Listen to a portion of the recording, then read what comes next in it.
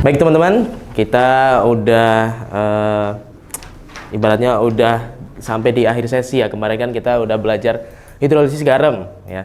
Kita belajar gimana kok bisa sih ketika kita campurkan garam bertemu dengan air itu, yang garam itu komposisinya itu nanti mungkin salah satunya ada asam lemah atau basa lemah, dia itu bisa kemungkinan kembali ke senyawa asam sebelumnya atau basa sebelumnya, ataupun dia bisa menghasilkan suatu zat yang bersifat asam atau basa begitu. Nah, hari ini kita bakal coba ngelihat kasusnya di kehidupan sehari-hari teman-teman ya, karena kemarin kan kita belajar teori terus, sekarang kita pengen cobalah pakai studi kasus yang sudah Bapak siapkan di sini ya. Baik, Bapak mau kemudian, karena ini udah kelihatannya seperti udah langsung nggak perlu dibagi ya, saya langsung kasih tengah sini, bagian sini nanti jadi kelompok 1. Dan kemudian di bagian sebelah kiri Bapak nanti akan jadi kelompok 2. Baik, Bapak akan bagikan. Tolong teman-teman dicermati LKPD atau lembar kerja peserta didik yang Bapak udah buat. Baik, jangan lupa ditulis nama, kelompok, dan lain-lain. Baik, Bapak akan alokasikan waktu sekitar 10 menit ya untuk kemudian mengerjakan LKPD. Baik, sembari Bapak mencoba buat ini garis. Oh, kekecilan ya.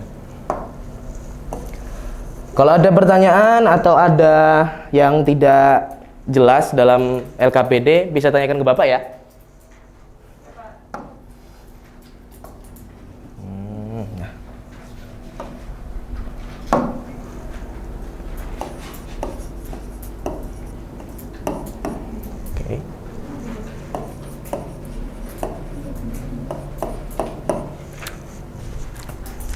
Baik teman-teman, itu nanti teman-teman kan ada case 1 sama case 2 ya, atau kasus 1, kasus 2. Nanti ada Pak Budi dan Pak Andi gitu ya. Coba dicermati rumusku. Nih. Coba lihat di kelompok 1 dulu gimana? Pak Budi. Oke, ada rumuskan permasalahan. Ya, sudah. Sudah? Sudah apa permasalahannya? Dari kami merumuskan masalahnya, kenapa sih penggunaan pupuk amonium sulfat itu secara terus-menerus dapat menyebabkan tanah menjadi semakin asam. Ya, berarti kan kamu menanyakan penyebab ya. Berarti tujuannya ya, untuk menemukan? Untuk mengidentifikasi jenis garam amonium sulfat. Nah, ya itu juga salah satunya. Udah bagus nih ya, bisa. Penyebab tanah menjadi asam. Baik. Menentukan solusinya. Udah bagus, malah lebih rigid terperinci ya. Tapi kalau ada yang perlu ditanyakan, bisa tanyakan langsung ke Bapak ya. Bagaimana di kelompok 2?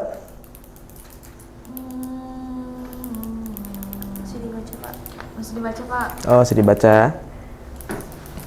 Rumusan permasalahannya itu sebenarnya Bapak udah kasih agak petunjuk ya di sini ya, lihat di sini. Ini rumusan permasalahannya. Bisa dilihat di situ. Dibaca-baca. Baik teman-teman, mungkin agak sedikit kebingungan nanti di bagian reaksi kimianya ya, karena kan kalian di situ ada reaksi kimianya. Bapak akan bantu coba buat membimbing teman-teman buat membuat reaksinya. Oke, teman-teman, di case 1 kita ada dari kelompok 1 dapat case Pak Budi ya. Itu senyawa yang berkaitan apa? Amonium sulfat, yang kalau kita tulis itu NH4 2 SO4 gini ya. Baik. Ingat ada asal, ini ada asalnya. Ini biasanya kalau NH4 kita tahu dari dia adalah basa ya, basa lemah. Kemudian di sini ada, ini dia maksudnya ionnya, dia berasal dari basa lemah, dan ini ada berasal dari asam kuat gitu. Kalian ionisasi dulu, disosiasi dulu. Ketika disosiasi berarti ada apa aja, teman-teman? Untuk yang kelompok 1? NH4 plus SO4. Apakah sudah stabil? Apakah sudah sama, setimbang? Belum. Nah, itu tugas teman-teman untuk cari itu. Semua teman-teman, bagi yang kelompok 2 juga ini juga diperhatikan, karena hidrolisis itu intinya apa sih? Pasti bakal ketemu sama. Nah, itu. Jadi itu intinya, teman-teman. Nanti teman-teman menganalisa ini nanti semua, apalagi di case 2 ya. Kalau kita lihat case 2, Apa teman-teman case 2 senyawanya? C. Oh my god. CH3 COO-Na. Ini Na ini biasanya berasal dari basa kuat. Ini berasal dari asam lemah gitu ya. Terus tinggal dipecah. Ada pasti plus Na di sini sama CH3COO ya. Na di sini plus, ini min. Di sini min, 2 min. Di sini NH4 berarti nanti dicari sendiri ya. Karena itu nanti kalau saya kasih tahu langsung tahu dong gitu ya. Nah. Oke. Itu yang bisa saya bantu so far, teman-teman. Silakan dikerjakan. Ada yang perlu ditanyakan? Sampai mana nih ngerjainnya? Ada 4. Oh, baik. Ada. Reaksi hidrolizisnya. Baik. Banyak banget ya, Bapak? Ya, lumayan banyak ya. Itu tapi silakan dikerjakan singkat-singkat saja, Bapak nggak perlu yang ini. Nanti kalau nggak cukup bisa buat PR gitu. Tapi setidaknya untuk hari ini teman-teman, nanti teman-teman harus bisa kemudian menjelaskan kira-kira ini arahnya kemana nih? Kenapa kok bisa pH-nya berubah? Kenapa kok bisa suasananya malah asam? Segala macam ya. Sampai mana kelompok sini? 73 Pak. Kelihatannya bisa ya, bisa mengerjakan ya. Ada yang perlu ditanyakan nggak? Belum ada Pak, belum. Belum ada, oke baik.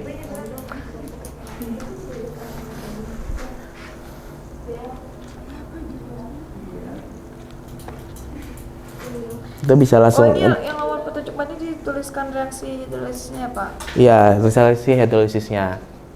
Yang dimana pasti nanti yang lemah-lemah ini tadi kan sudah Bapak jelaskan nih, Bapak jelaskan lagi ya.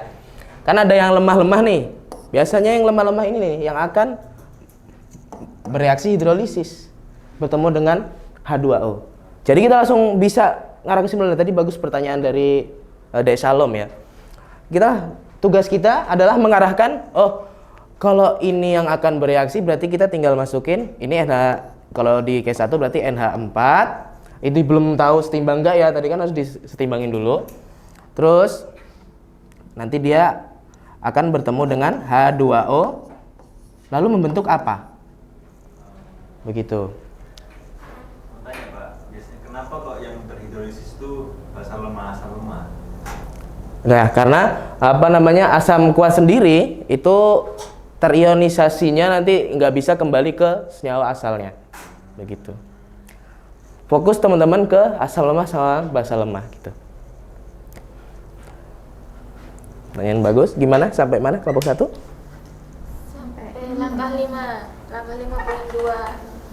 Menurut kelompok kalian, apa solusi agar tanah tidak semakin asam? Mengurangi si pupuk tadi ya, Bapak? Ya, benar. Penggunaan pupuk yang mengandung asam berlebih. Terus dipantau terus pH-nya kan. Betul, karena kan kualitas tanah juga sangat menentukan ya dalam pertanian ya. Jadi memang harus dikontrol. Kenapa kok bisa asam itu pertanyaan utamanya. Kenapa kok bisa asam? Padahal kalau kita ngelihat kan garam loh. Kenapa kok dia bisa asam ketika dicek gitu? Sepertinya udah lumayan oke.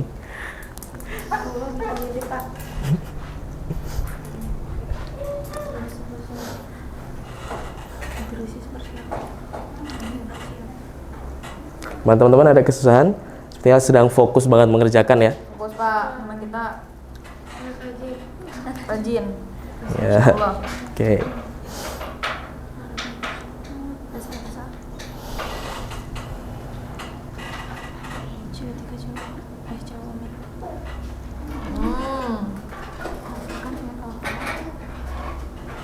Baik, waktunya tersisa 1 menit lagi ya teman-teman. Baik Pak. Dikit lagi Pak. Tinggal kesimpulan. Berapa kesimpulan Pak? Ya, nanti kita bakal bahas bareng-bareng ya teman-teman. Sudah. Sudah? Sudah. Teman-teman nanti siapkan satu orang untuk nanti presentasi ke depan ya. Boleh pakai itu.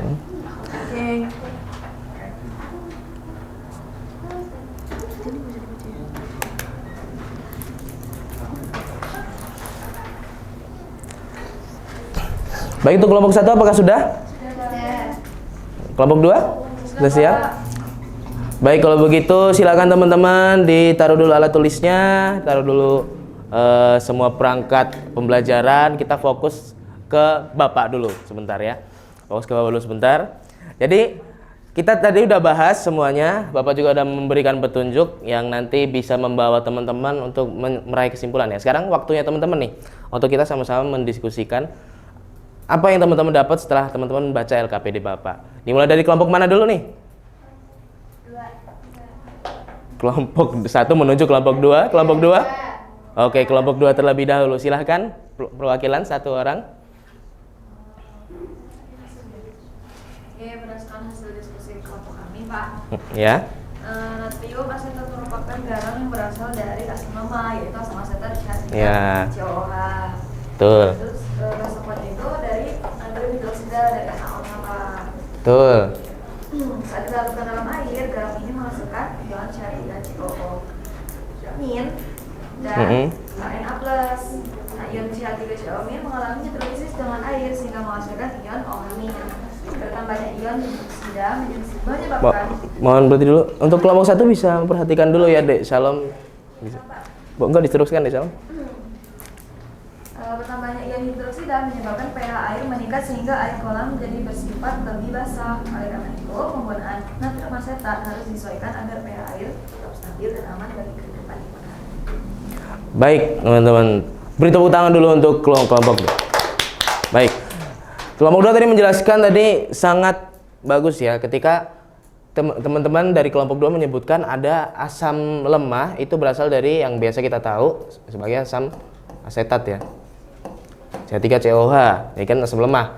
Terus Na itu berasal dari NaOH. Ya. NaOH itu bahasa kuat gitu. Sehingga nanti ketika tadi menyebutkan apa tadi? Ada menyebutkan hasil hidrolisis? Disebutkan dari di akhir? OH-min ya, akan menimbulkan OH- karena ketika CH3COO min bertemu dengan H2O, dia akan kembali ke asam asetat lagi. COOH, sisanya itu plus OH-. Nah, inilah yang menyebabkan OH- ini yang menyebabkan pH-nya itu lebih dari apa, teman-teman? Kalau dari kelompok 2? Lebih dari 7, begitu. Bagus banget. Nah, dari penjelasan kelompok 2 kita jadi tahu penyebabnya ya. Terus ada pertanyaan nggak dari kelompok 1 mengenai ini kelompok 2 ya tadi ya? Kelompok 1 mengenai apa yang dijelaskan kelompok 2 dan mungkin dari penjelasan Bapak sendiri? Belum ada? Baik. Ini tadi sudah cukup menjelaskan dengan baik. Kita kasih lagi apresiasi berupa aplaus ke kelompok 2. Baik, selanjutnya untuk kelompok 1 silakan perwakilan bisa maju ke depan. Boleh, di situ juga nggak masalah. Oke, dari kelompok 1 yang pertama merumuskan masalah kenapa penggunaan amonium sulfat itu menyebabkan tanah semakin asam jika digunakan terus-menerus gitu. Kemudian langsung masuk ke ion mana nih yang berasal dari asam. Nah, yang berasal dari asam yaitu NH14 dan yang dari basa NH14 dan dari asam SO42-. Kemudian ion mana yang bereaksi dengan air? Bereaksi dengan air yaitu NH14 itu karena merupakan konjugat dari basa lemah NH3 sehingga mengalami hidrolisis menghasilkan ion H+. Kemudian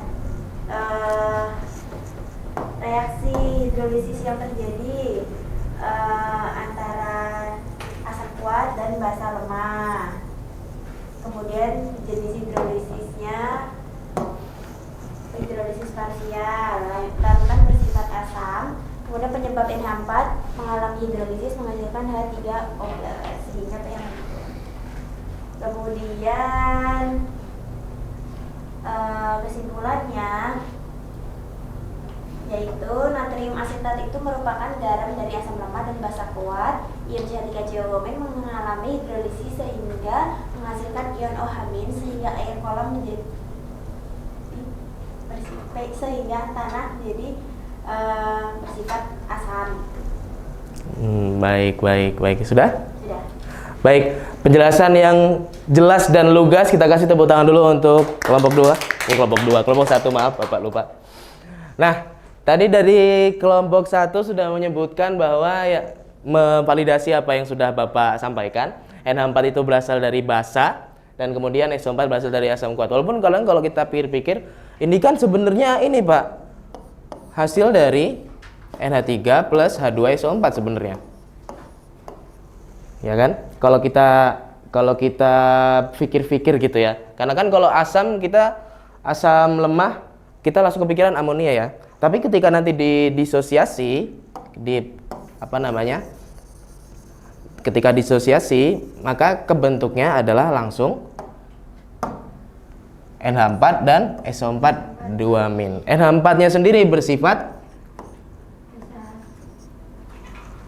basa ya teman-teman.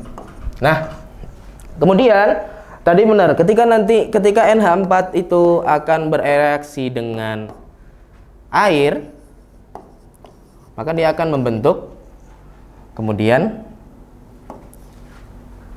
NH3 dan dia akan menjadi H3O yang dimana ini menunjukkan adanya kelebihan ion H+ gitu ya. Sehingga nanti tanah dari Pak Budi ini akan menunjukkan sifat asam gitu. Baik, penjelasan yang bagus untuk dari kelompok 1. Kelompok 2 ada yang ingin bertanya mengenai apa yang dijelaskan kelompok 1? Belum ada?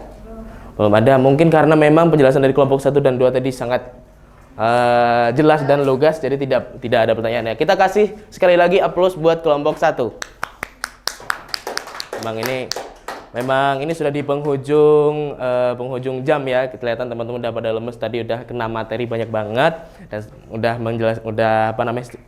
melakukan studi kasus juga, dan alhamdulillah teman-teman bisa menjawab secara jelas dan lugas. Baik. Untuk materi hidrolisis garam cukup sampai sini, teman-teman sudah bisa memahami. Bapak akan memberikan latihan soal juga nanti setelah ini.